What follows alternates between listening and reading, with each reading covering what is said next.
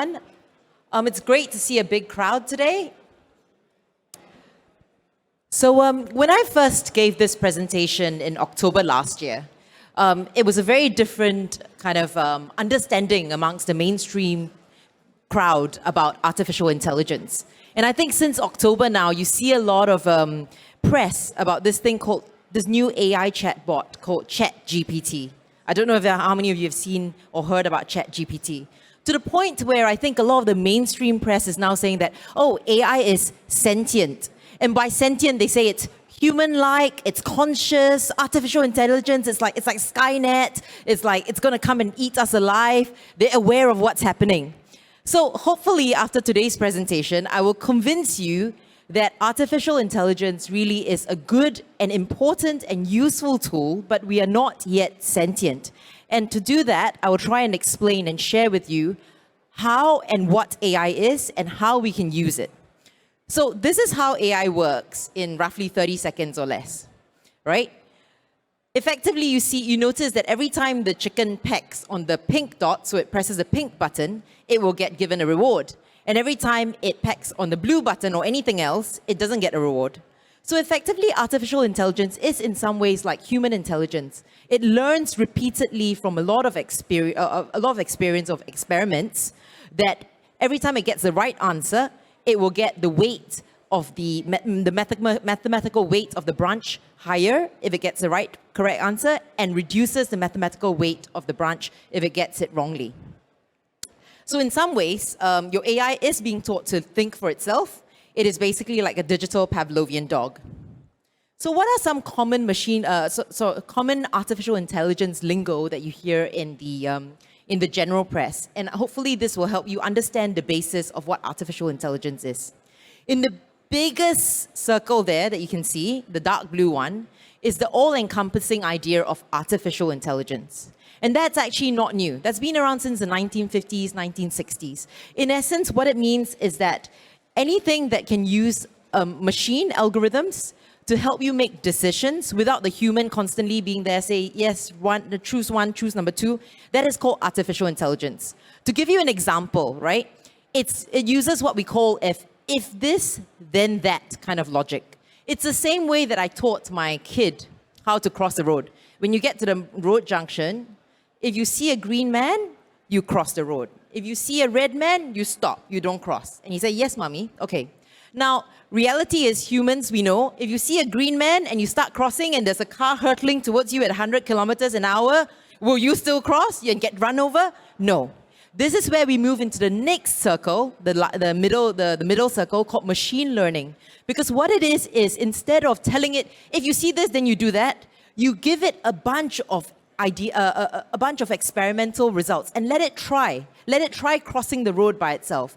You may have heard of autonomous driving. That's how it works. Basically, you let it try itself, let it get into trouble, and it learns, oh, if I do this, then it's a bad idea. If I do that, it's a good idea. And it does this over and over again until it learns. To be honest, it reminds me, I'm a parent myself, so it reminds me a lot of how I taught my kid, right? When I had a baby, you can't tell the baby, hey, you do this, then you get this. The baby doesn't understand. So what I teach my baby, I said, oh, every time it cries, I give it milk. Every time it cries, I give it milk. After a while, it learns that when it cries, it gets milk, so it keeps crying. Unfortunately, the same with babies is sometimes you get the unexpected result. I don't want it to cry, but instead I get it crying all the time because it wants milk. So that's what we call machine learning. And within that, there's another, what's very popular today, and I'll talk a little bit about it in a second, what we call deep learning, which is recurrent neural networks. Sometimes some people call it slightly black box AI because it uses many, many layers of neurons to figure out the correct answer, not just one or two layers. Okay, here are a few more terms that you might hear: supervised, unsupervised learning. For the interest of time, I'll let you read it, but it's not critical.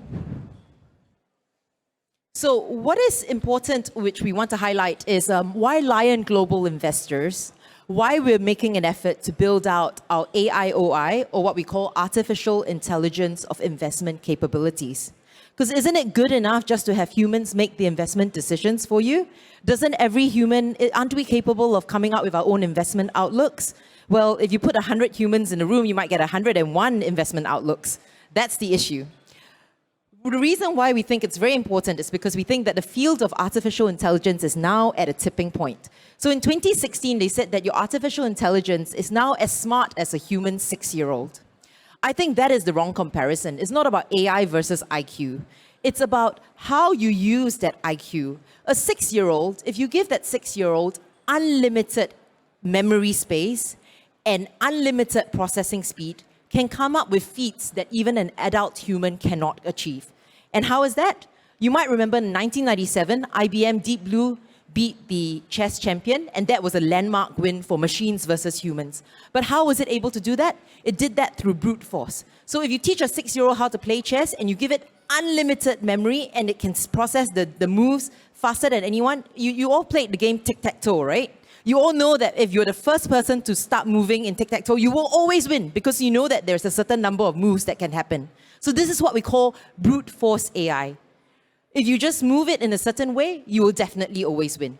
So what is happening here is that since then, in 2016, we've actually developed, the artificial intelligence world has developed a new algorithm called deep learning. And that is far more impressive because it is more than just brute force. It actually learns through repeated permutations, repeated repeated games by itself, and it learns the important patterns of which areas it should focus on. And that is what we call deep learning.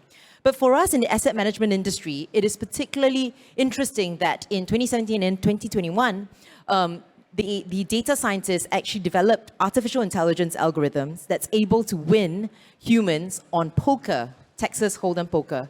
If you're a poker player, you'll know that chess, you see all the information on a chessboard. Go, which is Wei Qi, you also see all the information on the board. With poker, you hold your cards to the chest, which actually is much more similar to real life situations where you have imperfect information. When you look at the investment market, do you know everything that's happening there? Do you know why someone's selling? Why is the company selling or issuing new shares? There's a lot of information arbitrage that's available in there. And that I think is particularly interesting that we can use these kind of algorithms and apply them to the financial world. And that's what my team is doing. We're using artificial intelligence algorithms from the data science world and applying it to the financial world. So now I hopefully have convinced you that we have the capability, the technology to build AI asset managers. But why do you need to switch? Why fix something that's not broken? If humans can do this well, why not just stick to humans, right? So I think there are actually a lot of push and pull factors. So on the push side, I think everyone will agree. Today, how many people have a smartwatch? How many people carry a smartphone? How many of you probably use GPS when you're driving? There's a lot of data that's being collected. And all that data is like information that can be used by someone to do something, right? So we live in an age of information technology, this age of data where data is the new oil. But if you have too much oil and you don't know how to process it properly, you end up with an oil slick. So you might have heard of some funds that uses alternative data, such as drones to count the number of cars parked outside a supermarket, and then correlate the number of cars that are parked outside the supermarket to the revenue numbers of, let's say, Walmart, or in Singapore, maybe Sheng Siong, right? You go and count the number of cars in front of Sheng Siong, and then you say, oh, next month, how much is Sheng Siong going to announce for their earnings? And if it's higher than people expect, oh, you make money, right? So some people do that. And I actually used to work, I'll show you my bio later, I used to work at one of the funds, I can't say which one, that pioneered this use of alternative data when it comes to investing. But if you think about it, that is just one piece of information in the multi-factor world of information that you need that influences how a stock price moves, right? In the past, when you only have limited number of information available, when there's less data, it's easier to process it with a human brain. But when there's hundreds or even thousands of data points per single company, and you multiply that by thousands of companies out there, do you think our limited human memory will be able to deal with that amount of information? So that's on the push front. On the pull front, what we're seeing is that increasingly, what is bad for human brain power is actually really good for AI. As I mentioned earlier, the chicken pecking and all these experiments, deep learning. Google, in order to tell the difference between a cat and a dog, needs millions of data points about cats and dogs. Likewise, in order for AI to do a lot of work on stocks, you need tons of data points. So the more data points that is bad for humans is actually a good thing for artificial intelligence. And secondly, we also have now cheaper and faster computing. And in particular, cloud computing has been a big advantage for us. For us at Lion Global Investors, when we decided to build out our artificial intelligence unit, we went straight to the cloud. We went cloud native, which means that our build out time in terms of infrastructure is much faster than someone who has to go and procure the GPUs, build out the racks. Tomorrow, the minute we pay our cloud subscription, we can turn it on. And best thing is elastic. In cloud computing, there's this term called elasticity of your compute. When I need more compute power, I can just rent more of it. When I don't need, I just rent less. So that plus finally, there's increasing amount of AI algorithm that is becoming open source. At the start of my speech, I mentioned ChatGPT. I don't know how many of you are familiar with ChatGPT. You might have heard that it's run by a company called OpenAI, which is co-owned by Elon Musk and Microsoft plus other investors, right? So OpenAI is an open source AI platform. So in other words, a lot of these things that power ChatGPT, for example, is actually available to my team of data scientists and any data scientists out there to take it, use it, customize it specific for our use case, and use it in investing. And if there's nothing else you remember from this talk, just remember that all that technology is out there and available for us to use. But me alone or you alone, can you go there and can you find the API to pull it and customize it? And even if you were, let's say you are a computer scientist and you're very good at doing that, but do you have the financial knowledge to do that? So at Lion Global, what we're trying to do is a confluence of two things. We've got decades of experience in making financial investments, and we're trying to use artificial intelligence to mimic how the human makes investment decisions. Let me share with you, this is just a little survey to show how important AI is in investment management. But in the interest of time, let me move on to our capabilities. Let me share with you a little bit about our journey so far. Lion Global has been doing this since 2016. We started multi-factor investing in companies that were disrupting incumbents back then. And we launched our first multi-factor fund, something that was quite new back then to the Singapore market. And in 2021, we set up our AIOI, Artificial Intelligence of Investment team, to focus on feature engineering and data analysis. Like I mentioned, our goal is to use our deep domain knowledge of fundamental investing and leapfrog beyond just simple quantitative techniques to leverage machine learning and AI to do the heavy lifting on the investment analysis. And just to mention, I think in December 2021, we did a consultation collaboration with NUS, who evaluated our investment model from a statistical and data science standpoint. And I mean, we have to say that they are the third-party independent evaluators. And since the start of 2022, we have launched several live funds which employ the AIOI strategy, and we're developing more strategies as we speak. This is our current team setup. We have, we actually have 5 investment professionals now and a lot of support staff. And our investment professionals are all quantitative and machine learning researchers in the finance industry. These are some of the challenges that we overcame. And then I want to share a little bit about our AIOI approach. How do we do it? So hopefully if I've convinced you that the technology is there, it's ready to be deployed, LGI has the vision. We are willing to invest and make use of this technology to make investments for our retail investors. And then now I'll just share a little bit about how we're doing it. So the markets are not as simple as just classifying, is this a dog, is this a cat, should I cross the road, should I not cross the road? Instead, the market is very noisy. As I said, there's imperfect information, a lot of noise out there, a lot of complex relationships between the different pieces of data or different data points out there. In order to be a good investor, first of all, we try to distill down what are the key things that makes a good investor. So to us, first of all, you need to have a lot of investment experience, right? People you always respect, grey-haired investors because they have a lot of experience and they've seen a lot of different cycles in the market. Now, then secondly, you need to have a clear and robust investment framework. And finally, you need to be able to make a decision that balances everything out. Now, if I reframe that in an AI context, when you have lots of experience and history, that also basically means that if I can collect all that data, 20, 30 years worth of data points, I'm able to then use the AI to recognize patterns that even an experienced investor could have missed out from this historical information. In terms of making a clear and robust investment framework, like I explained already, the AI algorithm is able to recognize the rules and exceptions and know when to deviate from such rules. And finally, it is able to consolidate the information. And this is what is different between a if this then that simple quantitative strategy, which some of you might have heard of, quant strategies, versus a machine learning based algorithm that actually balances the information out there.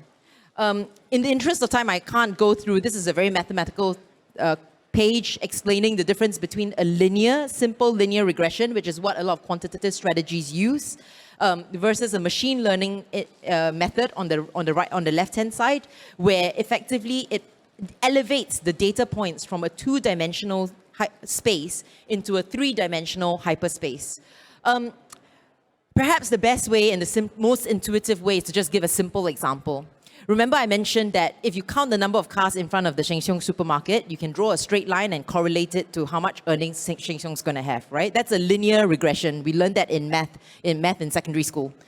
But what if you feed the raw data into the AI? Your drones are there counting the number of cars, but they're not just counting the number of cars. They're also able to collect for you what type of car it is, how many people exit the car. Is it a mother with a kid, or is it a guy in a suit who's going to actually walking over to the next door office and not actually going to buy anything from the Sheng Siong supermarket? Can you see now how these kind of detailed information, which to us, humans can understand that, right? So if the guy is coming out in a suit, he's going to the office, he's not going to actually buy anything from Sheng Siong. If the mom is coming out with two young kids, you know what? She's probably going to buy more than just a young couple who's going in there to buy for two people. They're going to buy for a whole family, right? Especially if there's a grandmother with the helper and everyone, they're going to shop a lot that day.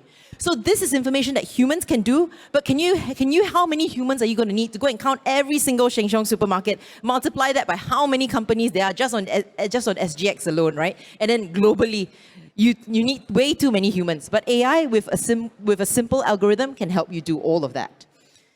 So that is why I'm saying that machine learning is better than simple quantitative investing. So to try and explain how we then relate that to how we do our investing. As I mentioned earlier, since 2016, LGI has been a proponent of factor investing in the Singapore market. In the past, there were just 5 simple factors, and that's a simple but effective approach. But as I mentioned today, with the deluge of data out there are hundreds, maybe even thousands of factors. But I have a few issues with all these factors. First of all, the factors are never consistent. So you can say that, value over the long term, which is the blue line, value over very long term, will do well. But how many of you have been stuck in value traps? Stocks that are value and never seems to do well, right? So we came up with this approach, which is that basically traditional factor investing is static. It doesn't capture the dynamic shifts in the market. And also traditional factor investing doesn't capture the alpha that you get from combining many, many different factors. So we used machine learning to identify and dynamically combine the factors. To put it in an intuitive way, how is it emulating what I do as a PM?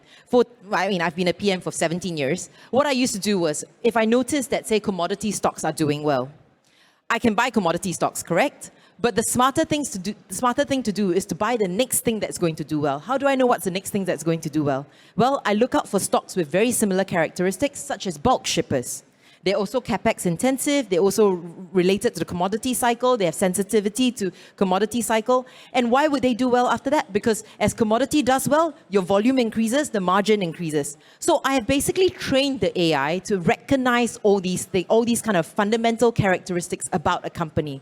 So when I find the stocks that are doing well, I will find other stocks with similar characteristics, but hasn't yet started moving in price.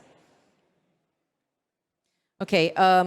I'm so sorry, I think time is up, but these are the key features of our AIOI engine. If you're interested to know a bit more about our detailed process, We have a 6-step process, of which step 3, 4, and 5 are where the AI engine really does its magic. If you're interested to know more about the AI engine, please do visit our booth. It's just behind there, Lion Global Investors, and you can get AI to make you a cup of coffee as well. And this is an example of one of the natural language processing model that we use.